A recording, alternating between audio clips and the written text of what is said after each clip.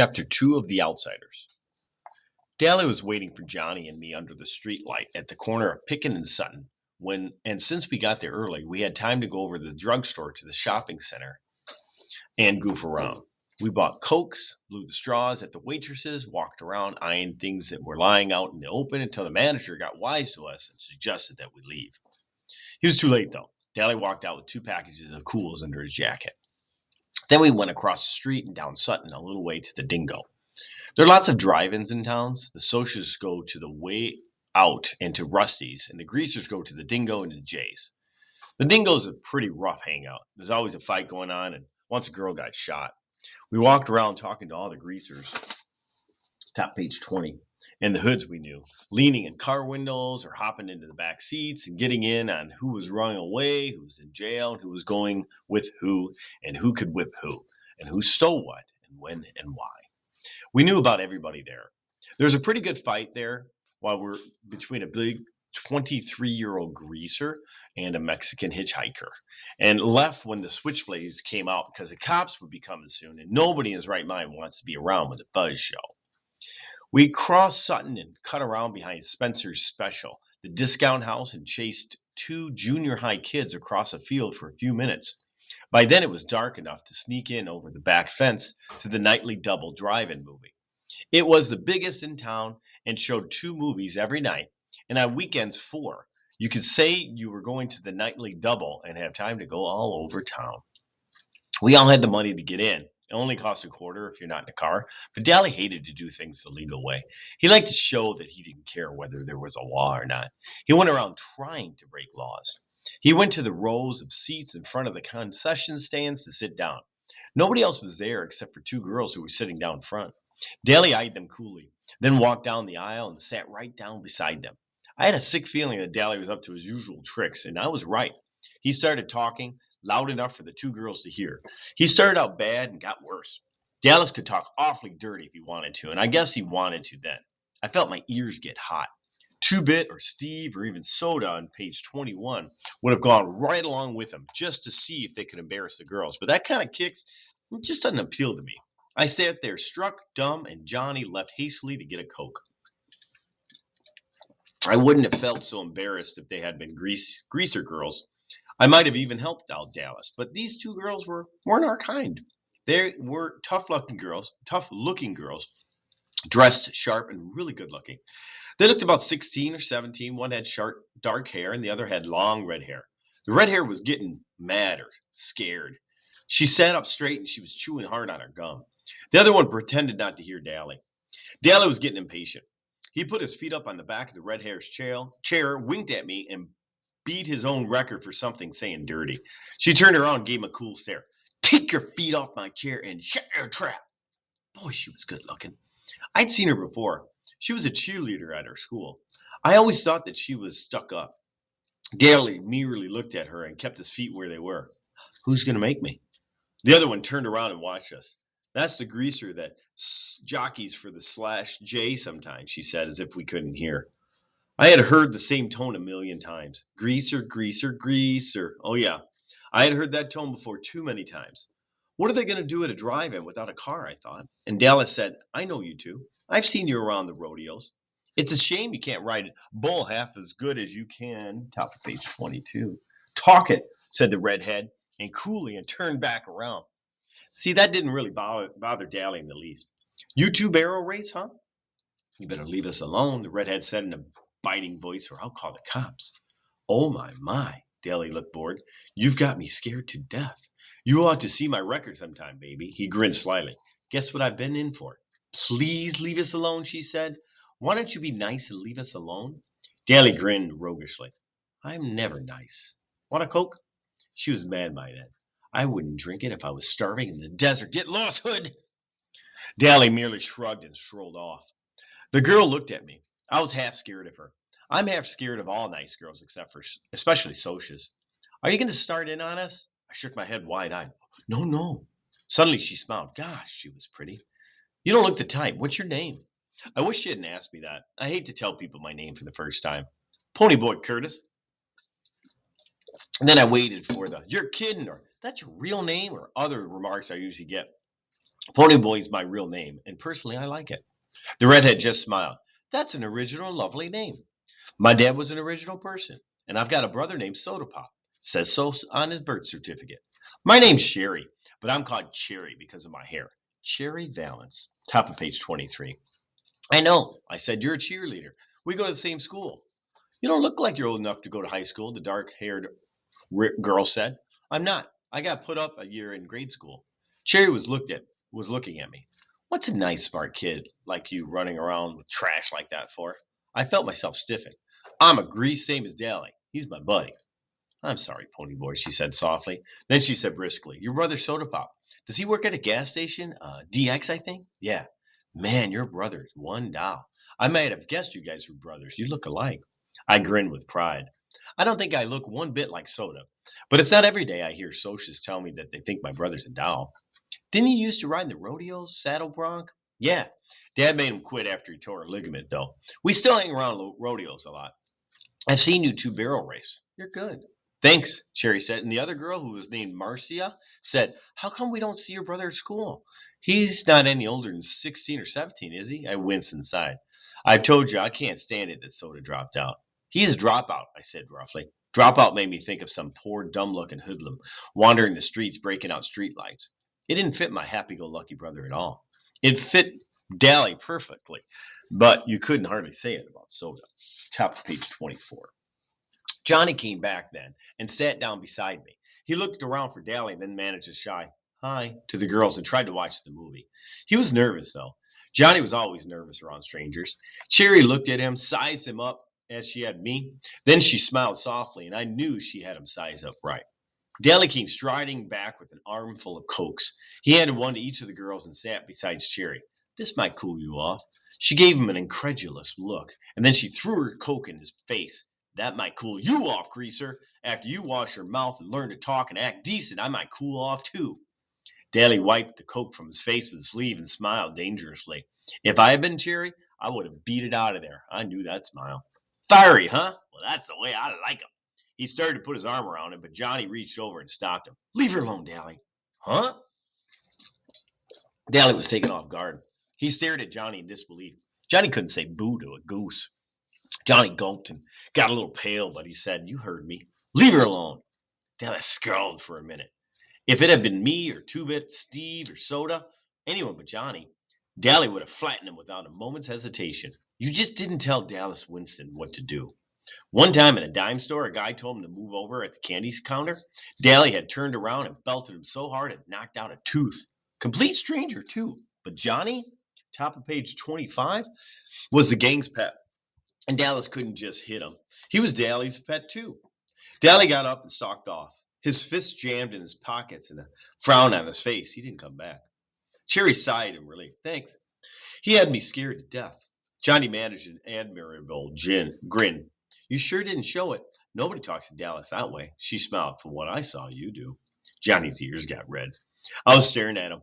It had taken more than nerve for him to say what he'd say to Dally. Johnny worshipped the ground Dallas walked on, and I had never seen Johnny talk back to anyone, much less his hero. Marcia grinned at us. She was a little smaller than Cherry. She was cute, but that Cherry Valance was a real looker. Y'all sit up here with us. You can protect us. Johnny and I looked at each other. He grinned suddenly, raised his eyebrows so that they disappeared under his bangs. Would he ever have something to tell the boys? His eyes said plainly. We had picked up two girls, and classy ones at that. Not any greasy broads for us, but real socias. Soda would flip when I told him. Okay, I said nonchalantly. Might as well. I sat between them, and Johnny sat next to Cherry. How old are y'all? Marcy said. 14, I said. 16, said Johnny. That's funny, Marcia said. I thought you were both 16. Cherry finished her. I was grateful. Johnny looked 14, and he knew, top of page 26, that it bugged him in something awful. Johnny grinned. How come y'all aren't scared of us like you were Daly? Cherry sighed. You two are too sweet to scare anyone. First of all, you didn't join in Dallas's dirty talk, and you made him leave us alone. And when we asked you to sit up here with us, you didn't act like it was an invitation to make out for the night. Besides that, I've heard about Dallas Winston, and he looked as hard as nails and twice as tough. And you two don't look that mean. Sure, I said tiredly. We're young and innocent. No, Cherry said slowly, looking at me carefully. Not innocent. You've seen too much to be innocent, just not dirty. Dallas is okay, Johnny said defensively, and I nodded. You take up for your buddies no matter what you do. When you're in a gang, you stick up for the members. If you don't stick up for them, stick together, make like brothers, it isn't a gang anymore. It's a pack, snarling, distrustful, bickering pack like socias in their social clubs, or in the street gangs in New York, or the wolves in the timber. He's tough, but he's a cool old guy. He'd leave you alone if he knew you, I said, and that was true. When Steve's cousin from Kansas came down, Dallas was decent to her and watched her swearing. We all did around nice girls who were cousinly type. I don't know how to explain it. We try to be nice to the girls we see once in a while, like cousins or the girls in class, but we still watch a nice girl go on the street corner and say all kinds of lousy stuff about her. Don't ask me why, I don't know. Top of page 27. Well, Marcia said with her finality, I'm glad he doesn't know us. I kind of admire him, Cherry said softly. So only I heard, and we settled down to watch the movie. Oh yeah. We found out why they were without a car. They come with their boyfriends, but walked out on them when they found out the boys had brought some booze along. The boys had gotten angry and left. I don't care if they did, Cherry sounded annoyed. It's not my idea of a good time to sit on a drive-in and watch people get drunk. You could tell by the way she said it that her idea of a good time was probably high class and probably expensive. They decided to stay and see the movie anyway. It was one of those beach party movies with no plot, no acting, but a lot of girls in bikinis and some swinging songs, so it was all right. We're all four sitting there in silence when suddenly a strong hand came down on Johnny's shoulders and another on mine with a deep voice and said, Okay, greasers, you had it. I almost jumped out of my skin. It's like having someone leap out behind a door and yell boo at you.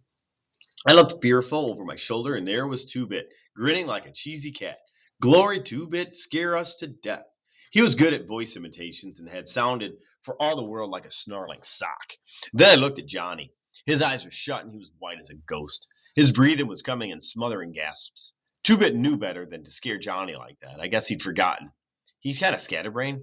Johnny opened his eyes and said weakly, Hey, Two Bit. Top of page 28.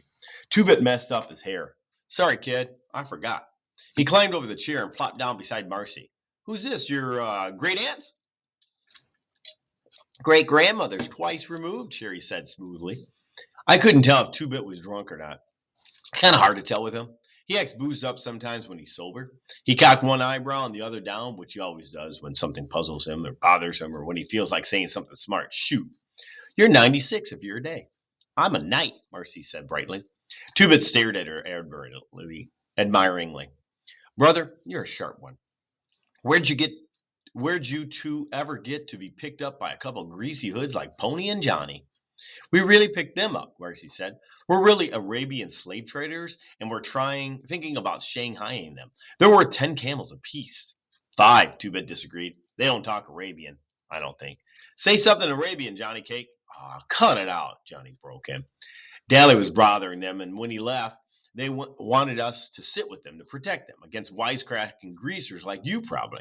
Two-Bit grinned because Johnny didn't usually get sassy like that. We thought we were doing good if we could get him to talk at all. Incidentally, we don't mind being called greasers by another greaser. It's kind of playful then. Hey, where is old Daly anyhow? Top of page 29. He went hunting for some action, booze or dames or a fight. I hope we don't get jailed again. He just got out. He'll probably find the fight, Two-Bit stated cheerfully. That's why I came over. Mr. Timothy Shepard and company are looking for whoever so kindly slashed their car tires. And since Mr. Curly Shepard spotted Dallas doing it, well, does Dally have a blade? Not that I know of. I think he's got a piece of piper. Busted his blade this morning. Good. Tim will fight fair if Dally don't pull a blade on him. Dally shouldn't have any trouble. Cherry and Marcy were staring at us. You don't believe in playing rough or anything, do you? Fair fight isn't rough, Two-Bit said. Blades are rough. So are chains and heaters and pool sticks and rumbles. Skin fighting isn't rough. It blows up steam better than anything. There's nothing wrong with throwing a few punches. Socias are rough. They gang up on one or two, and they rumble each other with their social clubs. Us greasers usually stick together, but when we do fight among ourselves, it's a fair fight between two. And Daly deserves whatever he gets, because slash tires ain't no joke when you've got to work to pay for them. He got spotted too, and that was his fault. Our one rule besides stick together is don't get caught. He might get beat up, he might not. Either way, there's not going to be any blood feud between our outfit and Shepard's. If we needed them tomorrow, they'd show. If Tim beats Daly's head in and then tomorrow asks for our help in a rumble, We'll show. Dallas was getting kicks. He got caught. He pays up. No sweat. Top page 30. Yeah, boy, Cherry said sarcastic. Real simple. Sure, Marcy said unconcerned. If he gets killed or something, you just bury him. No sweat. You dig okay, baby? Two-Bit grinned and lit a cigarette. Anyone want a weed? I looked at Two-Bit admiringly. He sure put things in good words good. Maybe he was still a junior at 18 and a half, and maybe his sideburns were too long, and maybe he did get boozed up too much, but he sure did understand things. Cherry and Marcy took their heads at offering of cigarettes, but Johnny and I reached for one. Johnny's color was back and was breathing regular, but his hand was shaking ever so slightly. A cigarette would steady it. Pony boy, will you come with me to get some popcorn? Cherry asked. I jumped up. Sure. Y'all want some? I do, said Marcy. She was finishing the Coke galley I'd given her. I realized then that Marcy and Cherry weren't alike. Cherry had said she wouldn't drink Dally's Coke if she was starving, and she meant it. It was the principle of the thing. But Marcy saw no reason to throw away a perfectly good free Coke. Me too, said Two-Bit. He flipped me a 50-cent piece. Get Johnny some, too. I'm buying. He added as Johnny started to reach into his jeans pocket. We went to the concession stand, and as usual, there was a long line, a mile long, so we had to wait. Quite a few kids turned to look at us. You didn't see a Kid Grease and a social cheerleader together often. Cherry didn't seem to notice. Top page 31. Your friend? The one with the sideburns? He okay? He ain't dangerous like Dallas, if that's what you mean. He's okay. She smiled, and her eyes showed that her mind was on something else. Johnny, he's been hurt bad sometime, hasn't he? It was more of a statement than a question. Hurt and scared. It was the socias, I said nervously, because there were plenty of socias milling around, and some of them were giving me funny looks as if I shouldn't be with Cherry or something. And I don't like to talk about it either. Johnny getting beat up, I mean. But I started in talking a little bit faster than I usually do because I don't think about it either. It was almost 4 months ago. I had walked down to DX Station to get a bottle of pop and to see Steve and Stoda because they always buy me a couple of bottles and let me help work on the cars. I don't like to go on weekends because then there's usually a bunch of girls down there flirting with Soda. All kinds of girls, socias too. I don't care too much for girls yet. Soda says I'll grow out of it. He did. It was a warmer spring day and the sun shining bright, but it was getting chilly and dark by the time we started for home. We were walking because we had left Steve's car at the station. At the corner of our block, there's a wide open field where we play football and hang out, and it's often a site for rumbles and fistfights. We were passing it, kicking rocks down the street, and finishing our last bottle of Pepsi when Steve noticed something lying on the ground. He, top of page 32, picked it up. It was Johnny's blue jean jacket, the only jacket he had. Looks like Johnny forgot his jacket, Steve said, slinging it over his shoulder to take it to Johnny's house. Suddenly, he stopped and examined it more carefully. There was a stain of color in the rust of the collar. He looked at the ground. There were more stains on the grass. He looked up and across the field with a stricken expression on his face. I think we all heard the low moan and saw the dark, motionless hump on the other side at the same time. Soda reached him first. Johnny was lying face down on the ground. Soda turned him over gently, and I nearly got sick. Someone had beaten him up badly. We were used to seeing Johnny banged up. His father clobbered him a lot, and although it made us madder than heck, we couldn't do anything about it. But those beatings had been nothing like this. Johnny's face was cut up, bruised, and swollen. There was a wide gash from his temple to his cheekbone. He would carry that scar the rest of his life. His white T-shirt was splattered with blood. I just stood there, trembling with sudden cold. I thought he might be dead. Surely nobody could be beaten like that and live. Steve closed his eyes for a second and muffled a groan as he dropped on his knees beside Soda. Somehow the gang sensed what had happened. Two-Bit was suddenly there beside me. And for once, his cosmic grin was gone and his dancing gray eyes were stormy. Derry had seen us from our porch and ran toward us, suddenly skidding to a halt. Daly was there too, swearing under his breath and turning away with a sick expression, top page 33, on his face. I wondered about it vaguely. Daly had seen people killed on the streets of New York's west side. Why did he look sick now? Johnny, Soda lifted him up, held him against his shoulders. He gave the limp body a slight shake. Hey, Johnny Cake? Johnny didn't open his eyes, but there came a soft question. Soda? Yeah, it's me. Soda Pop said. Don't talk. You're going to be okay. There's a whole bunch of them, Johnny went on, swallowing, ignoring Soda's command. Blue Mustang full. I got so scared. He tried to swear, but suddenly started crying, fighting to control himself, and sobbing all the more because he couldn't. I had seen Johnny take a whipping with a 2x4 from his old man and never let out a whimper. That made it worse to see him break now. Soda just held him and pushed Johnny's uh, hair back out of his eyes. It's okay, Johnny Cake. They're gone now. It's okay. Finally, between sobs, Johnny managed to gasp out the story. He had been hunting our football to practice a few kicks when a blue Mustang had pulled up beside the lot. There were four Socs in it. They had caught him, and one of them had a lot of rings on his hand. That's what had cut Johnny up so badly. It wasn't just that they had beaten him half to death. He could take that. They had scared him. They had threatened him with everything under the sun. Johnny was high strung anyhow. Nervous wreck from getting belted every time he turned around and hearing his parents fight all the time. Living in those conditions might have turned someone else rebellious and bitter. Top page 34. It was killing Johnny. He had never been a coward. He was a good man in a rumble. He stuck up for the gang and kept his mouth shut good around the cops. But after the night of the beating, Johnny was jumpier than ever. I didn't think he'd ever get over it. Johnny never walked by himself after that. Johnny, that was the most law-abiding of us, now carried in his backpack pocket a switchblade, 6-inch switchblade. He'd use it too if he ever got jumped again.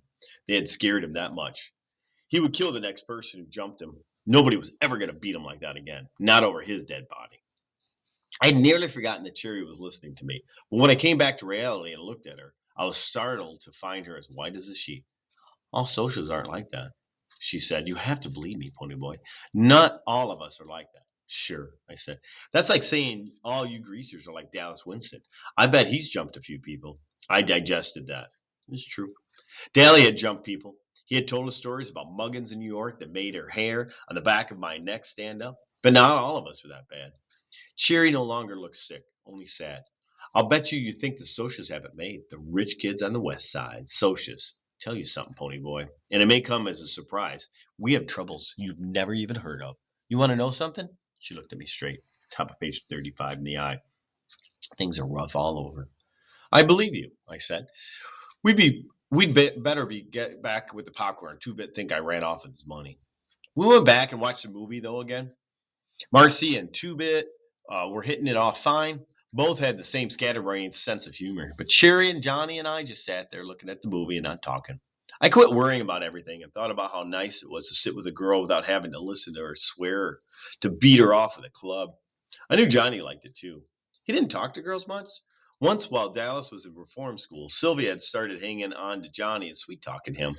And Steve got a hold of her and told her if she tried any of her tricks with Johnny, he'd personally beat the tar out of her. Then he gave Johnny a lecture on girls and how a sneaking little broad like Sylvia would get him into a lot of trouble. As a result, Johnny never spoke to girls much. But whether that was because he was scared of Steve or because he was shy, I couldn't tell. I got the same lecture from Two-Bit after we'd picked up a couple of girls downtown one day. I thought it was funny because girls are one subject even Deary thinks I use my head about. And it really had been funny because Two-Bit was half crocked when he gave me the lecture. And he told me some stories about that made me want to crawl under the floor or something. But he had been talking about girls like Sylvia and the girls he and Dally and the rest picked up at drive-ins in downtown. He had never said anything about social girls. So I figured it was all right. Top page 36, to be sitting there with them, even if they did have their own troubles. I really couldn't see what Socias would have to sweat about. Good grades, good cars, good girls, Madras, Mustangs, Corvairs. Man, I thought if I had worries like that, I'd consider myself lucky. I know better now. And that's